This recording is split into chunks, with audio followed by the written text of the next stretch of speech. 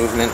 The athlete wants to engage the plant foot and come up through there with a nice hip drive and engage the glute so that there's stability and putting force into the ground. There. What's up, guys?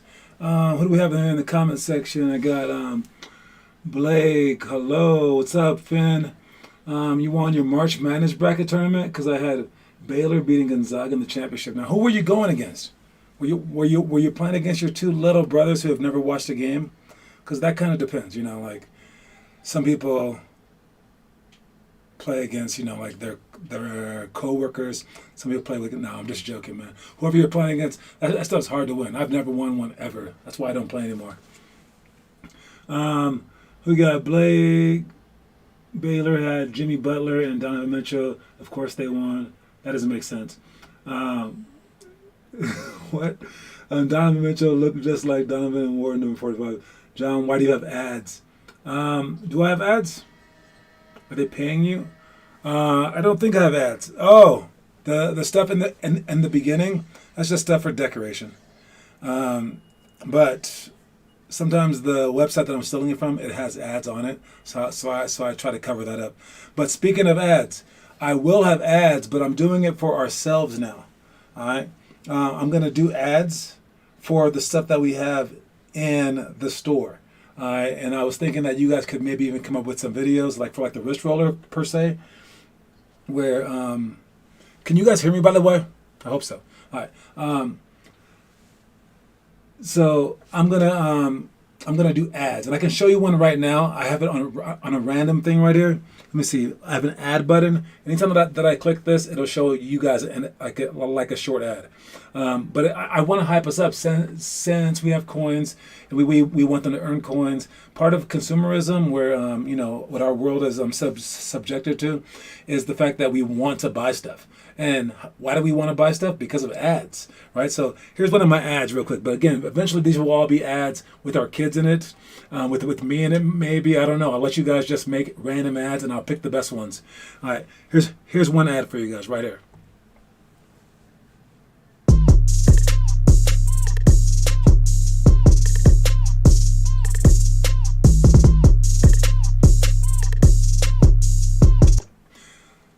So we would have ads like that. And again, every time that I click the button, it'll be a random ad. So let me know if that's stupid. I was thinking 10 seconds or less for the ads and only like one per live stream. Just a 10-second ad, 15 seconds maybe, with one of our kids in it, just to like promote some stuff. Here's another ad, just for the hell of it. Here you go.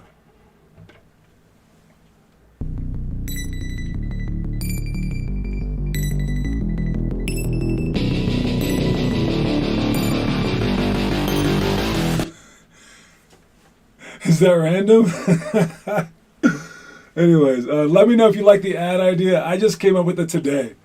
That's actually kind of cool. I thought it was cool, but then I was like, wait a minute. I hate commercials. So why would I want to add commercials to my thing?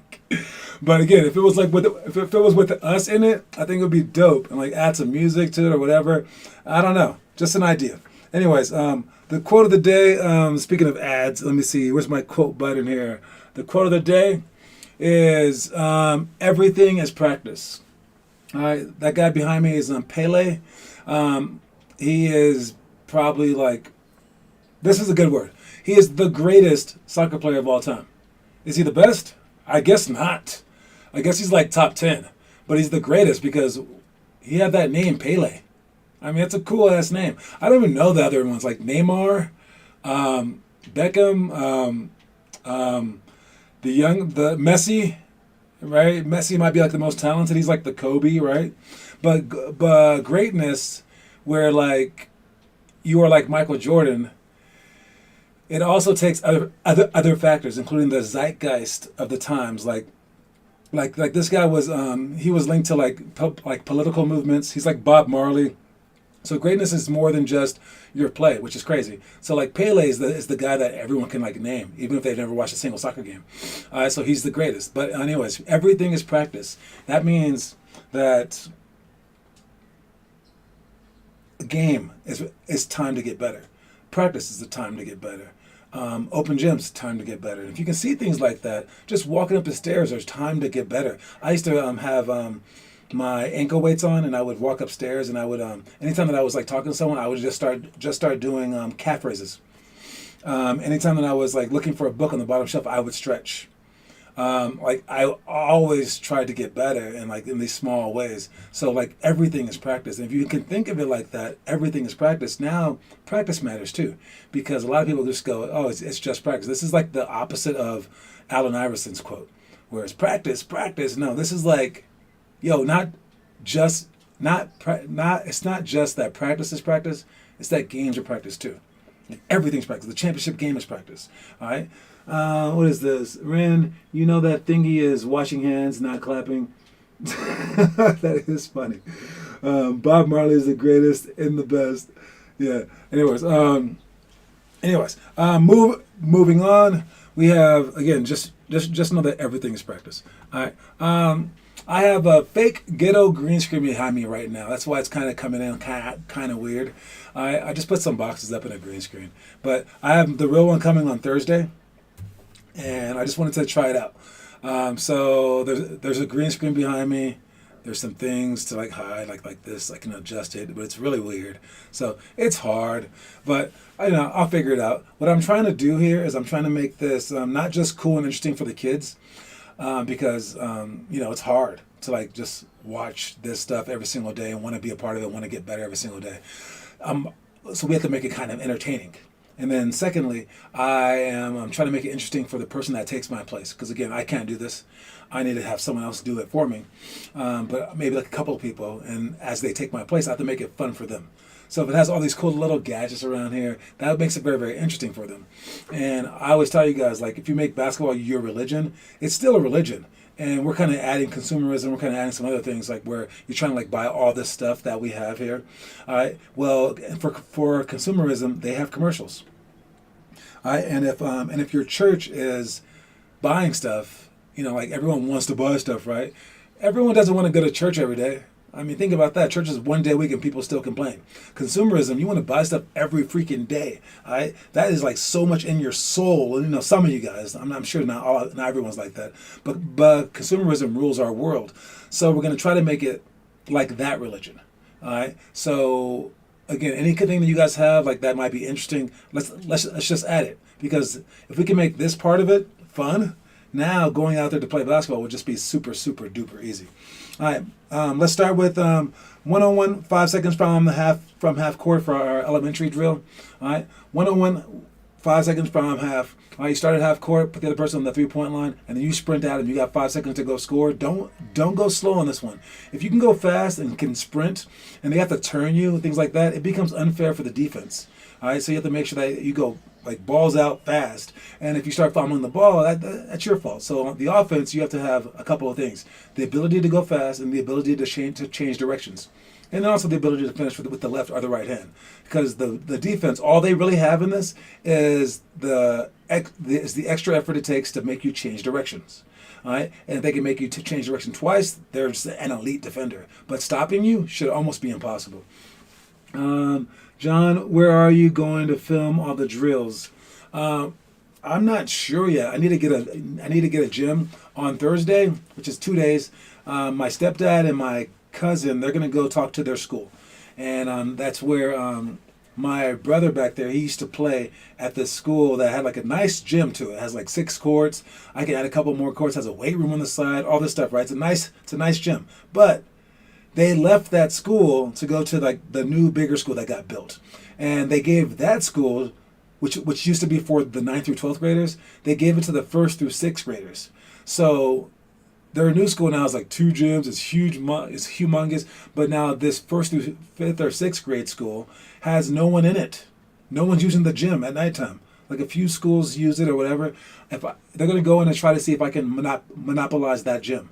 And if I can, maybe I won't be able to do this show from there like I originally wanted to, but I can definitely film all my drills. I can do all my workouts there, and I can give them 1 kid per grade as a scholarship, and try to like make that school have just championship after championship after championship because they're all in my program. I don't know. Those are my ideas, but it all depends on the board and what they think. I said when, not where. Oh, my bad. All right, when? Saturday. That was on my list of things to talk about. Saturday, I'm having my first workouts at 9 o'clock in the morning all the way through 5 o'clock at night. We'll see how they go. The one kid that we have signed up for 6 hours. So, and then this other kid signed up for the 12 o'clock hour. I don't know who else is going to do it. I'm putting out advertising on Facebook, but everyone looks the same on the internet. So people are just going to see me working out. Maybe I'll pull in a few like random kids since the first workout's free. I'll tell them to sign up, and then you can come work out. I won't just let a kid on the court. They have to like at least earn it by giving me their information. So, yeah, that's that. We'll see how that ends up. John, when you said another coach was going to do the show, should we still come to it? Hell yeah, dude. Well, he can't just come do it automatically. I'll have to like segue him in. By the end, you'll know him as well as you know me. And the guy that I have in mind, I have two guys in mind. One is my brother's friend that he grew up with. That was like, he was majoring in being a commentator for like a few years. It was crazy. And the second guy is a D1 basketball player. He trained me a little bit growing up. And he's worked for my parents for like so many years, but he's always wanted to be a radio host. And he's like, he has a great voice at it. So he knows basketball like as well as I do. And he wants to be like a radio host. So this is like crazy. So he might really love this thing, but I might have to get both of them to do it. Anyways, one guy's name is Ronnie. The other guy's name is Dave. I was thinking of surprising them with a phone call. Let me know if you guys want me to surprise them with the FaceTime call. I think Dave is working. Hey, yo, it's Bryson. Bryson, is Dave working today? Yeah. Yeah, okay. But Ronnie should answer. That'd be so funny to just throw Ronnie on the show randomly. Let me know if you wanted me to do it, and I will be making some prank calls. Is he Stephen A. Smith, the commentator dude? Yo, basically, he would be better than Stephen A. Smith. All right, like Ronnie is amazing at this. Like I've heard him just like pretend to do stuff like a commentator, and he sounds so good. Anyways, moving on. The other elementary school drills. We got 3-on-3 no dribbles, post positioning on the swing, unintentional intentional foul, fouling with fouls to give. Up by 5 with 3 minutes left. I'm going to talk about fouling with fouls to give. You have to always be aware of how many fouls there are. And if your team needs fouls, like let's say that in the NBA, if you foul 2 times in the last 2 minutes, they're on the line. But it's not like that in high school, college, and below. So if you need 7 fouls to shoot and you want to stop the clock, if you're only at 1, the team can run out the clock if there's like 30 seconds to go, and you try to foul them 6 times in a row. All right, so with like 2 minutes left, maybe even 3 minutes left, and you only have 1 team foul, get a few more team fouls. But you have to make sure that your people who aren't in foul trouble collect those fouls, so that you don't go all the way up to 6, but you go up to like 5 or even like 4. Just make sure that you're like close to the foul situation, thinking ahead. That's actually how I beat my brother in some 2K. I've never played 2K my whole life. Played them. I had the Mavericks, and they did auto subs whenever they took out Porzingis and Luka. I was like, dude, my team sucks without these guys. So I tried to play, and I tried to just waste time. As soon as I saw them get off the bench, I just intentionally fouled. I figured out that button. I intentionally fouled, and he's like, "Why are you fouling me?" I was like, "No reason." And then here comes Luka. You have to know how many fouls you have, know what to use your fouls for, and be smart about it. Next we have the post positioning on the swing. All right, and I'm going to show you guys this on the iPad. All right, post positioning on the swing. So I added a few guys here, and this guy has the ball. All right, here's the ball. All right, and when the ball's right here, you want to be, if you're the defender, all right, you want to be on the top side. You don't want to be all the way in the front, because if they swing the ball all the way to this side, now you're going to be stuck on this side, and this guy can seal you out, and then boom, they can pass the ball to you, right? All right, so you want to be not on the top side, and not behind them. You want to be right here, but slightly in front. Again, you want both your legs to be over their body, straddling them, so that you can play to both sides. Now, as the ball gets swung to the top, you don't want to stay here.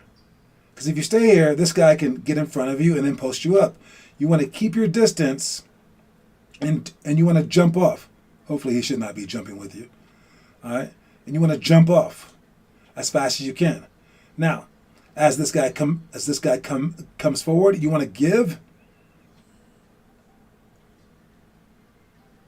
and then you want to go with him. All right, so you want to hit him and then have him push you, so that you can stop his momentum. All right, as they swing that ball to this side, you do the same exact thing, and you want to jump to that side. No. And you want to jump right here to the middle. So then again, we're going to be going together, and then boom, he hits you. All right, and then you're right there on that side of him. All right, and then as he comes down, you don't want him to just come down without you, obviously. All right, you want to follow him down so that you stay in front of him again. So we're just going to repeat this. All right, and you just want to be sure that you're in the right spot. The main part, though, is jumping off as the ball's swung. All right. So as the ball gets swung, you want to make sure that you are jumping off. This is really, really hard, by the way. Yeah, I can't do it.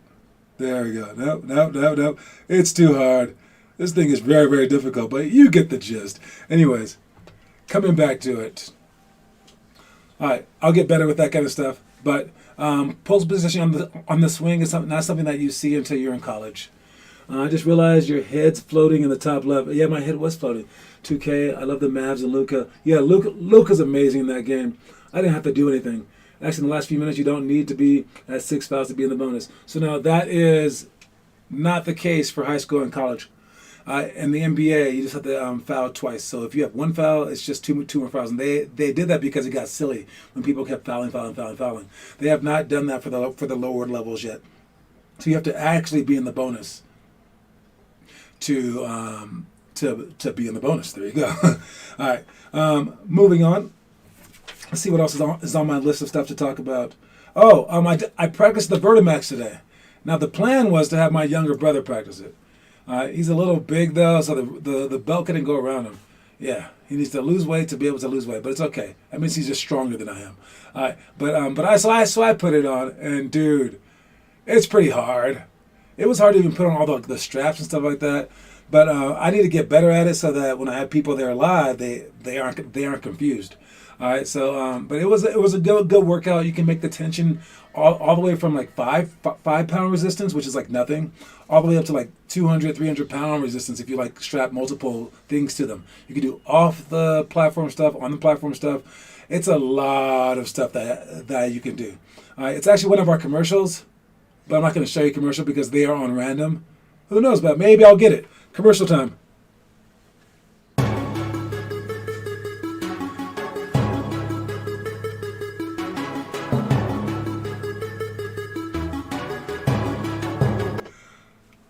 All right, no, that was just the tripods that we sell. I was close though. The commercials will always be on random. That's why if it's a close game with 5 minutes left, you should slowly foul.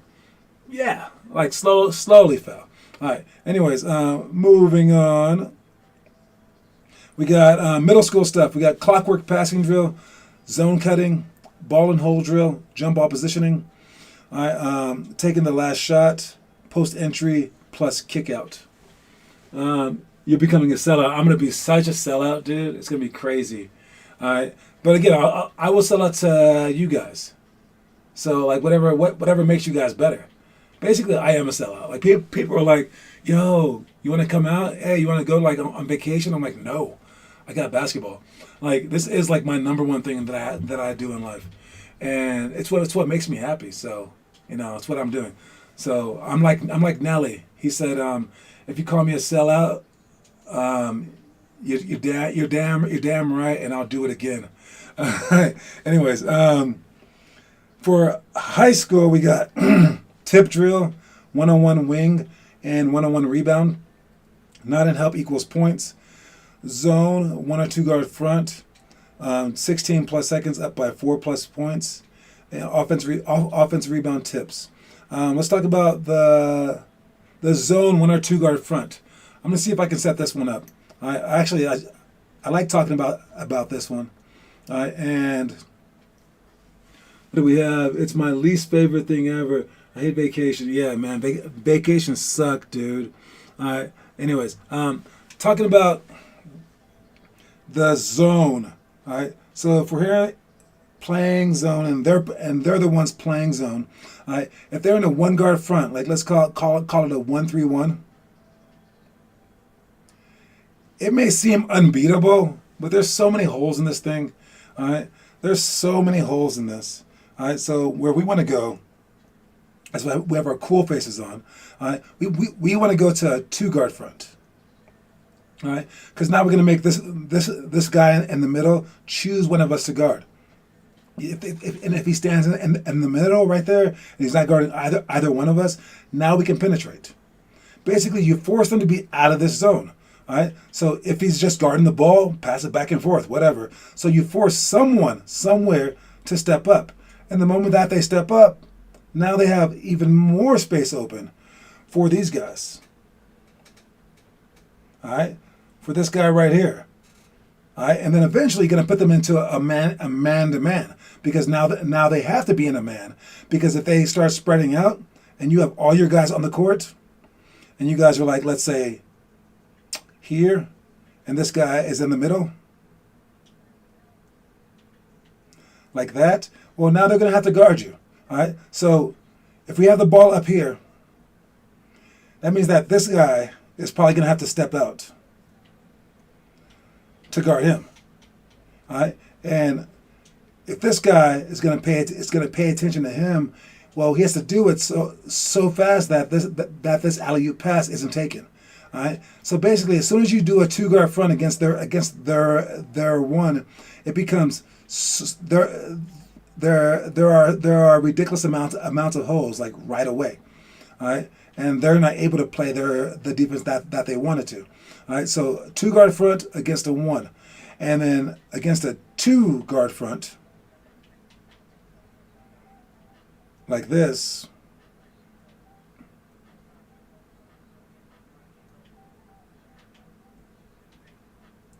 We want a 1 guard front. So we put our 1 guard here.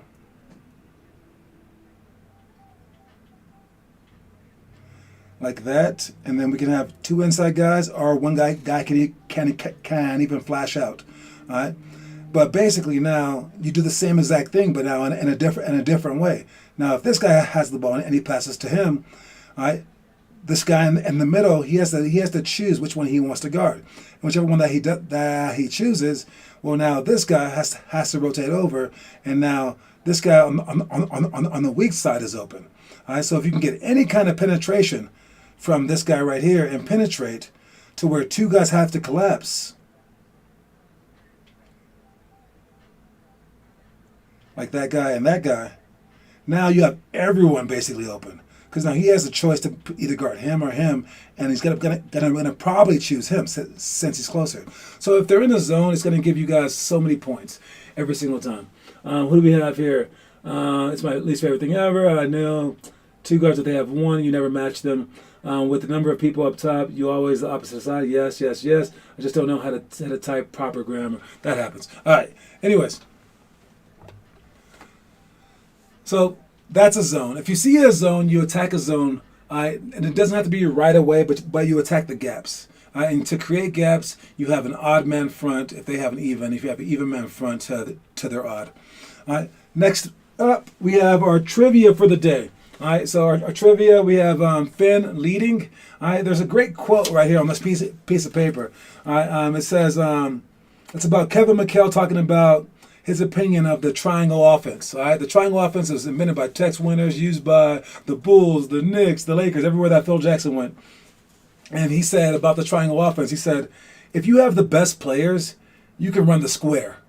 You don't have to run the track. You run anything that you want. All right, and that is true. Having Michael Jordan, Kobe Bryant with the triangle offense, that did make it what it was. Don't worry about your offense. Worry about your players. All right. But the quote of the day, or sorry, the trivia question, and then I'll move to the story of the day. All right. The trivia question is, ready for this, guys? Let's see what we have here. Whoever is the first one to type it in, the first one to type it in wins. On my screen, it has to come up. Here we go. Get ready, Blake. Good luck. All right. Which 1980s college team was nicknamed Phi Slamma Jamma? Which 1980s college team was nicknamed Phi Slamma Jamma? You guys can't even spell those words, so I mean, Google ain't gonna help you. Anyways, let me know, and you can even say who's on the team for our bonus points. All right. Our story of the day is: even if basketball is merely your hobby, you'll eventually appreciate the sport the most if you take working on the craft as hard and as seriously as high-level students take school. If you make basketball an everyday thing and study hard to achieve high results, you'll never regret doing so. Your effort will only lead to greatness. The Cougars, yeah, that is their name. Yeah, where are they from? Houston, there we go. All right, the Houston Cougars, and Blake came in second again. Did you have to Google it? Ran hoist on Cougars. Yeah. Okay. So yeah, that was. I'm guessing all you guys Googled it, but Finn Kaufman's the fastest Googler. Shoot, Finn types so fast. Yes, he does. So that they were called Phi Slamma Jamma because the nicknames for fraternities, they're always like Epsilon, like all these Greek names. So they call theirs Phi, and then Slamma is not a Greek letter, and Jamma's not one either. But they thought that it was cute. I believe that they had Clyde Drexler and they had Akeem Olajuwon on that team. There you go. They would be dunking like crazy. Pretty good squad. Phi Slamma Jamma. But anyways, for the motivational stories, I'm thinking about making those into videos too, but I'm going to have those be like drawn out stuff where it's going to be like me drawing it and talking to it. And only like 30-second videos, and I'll make a whole bunch of them so we can, again, just press one button. All right? Kind of like we do for the quotes, but they'll be like stories, kind of like we do for the ads. Slowly, I'll make this thing like bulletproof to where the people taking my place don't have to work so hard. I'm setting up for this stuff all day long, but they shouldn't have to do all that. So anyway, congratulations. Now Finn is up 3-0 for the month, but we have many, many days in the month. Let's see what else I wanted to talk about. What is this? For the FaceTime calls, I can't call Androids. That is a negative, but I am going to be helping the Androids out with the Hall of Fame workouts soon. I am spending a lot of time working on it because I don't know how to do it. It's pretty complicated stuff, but I think I figured it out, and I'll put it into practice, and then I have to actually build the website. So I'll take care of that. And then what else is there? Again, I'm trying to make this thing as fun as possible. So watch this real quick, okay? It might be stupid with the green screen behind it, but watch. All right. Alexa, turn off the studio. Turn on the lights, claps for me, and then turns off all the studio lights. All right, and then I can say, Alexa, turn on the studio. It's 5:29 No lights, p.m. time, and then turns on all the studio lights like that. Is that neat? Is that neat? Who would want to work for me? If you do, fly out here, leave your parents, and you guys can run the show. All right, what else do we have here? Saturday's my new workouts, Vertimax practice. And that's about it. All right. I will talk about the movies just real quick. And since today is what? It's the 6th? An Android phone, I mean, because he's an Android. Yep, he's an Android. All right. For the 6th day, we're going to talk about the 6th grade video. So for the movies, it was The Fish That Saved Pittsburgh for 1st grade, The Big Blue for 2nd grade, 3rd grade, the Ernie Davis story, which was a great football story. 4th grade, 8 Men Out. 5th grade, Dodgeball. But today we're going to talk about The Hammer. Just really quick, it's a great bike movie. Like really, it's like a cross country race, something like that. It was something crazy like that. But the dude was on his bike and he trips up. He's one of the best guys. Trips up on his bike and breaks his leg and still finishes the race. I'm not sure if he won it or not, but it didn't even matter. It was crazy. They followed this dude. It wasn't even like a story. It was like real life. Anyway, it's a good movie called The Hammer. It's the 6th day, so we'll talk about the 6th grade movie. Make sure if you guys watch the movies, post them. I've been watching you guys post stuff online. Ren, I got your post. Great job with that stuff. All right, and post whatever you want, whatever you happen to be doing, plus our stuff in the book. All right, we can always talk about it here. And don't forget the quote of the day. It is, everything is practice. All right. Anyways, I will see you guys later. I got nothing else to press. All right. Besides this, Pele. All right. Everything is practice. Anyway, I'll see you guys later. Great job, everybody. All right.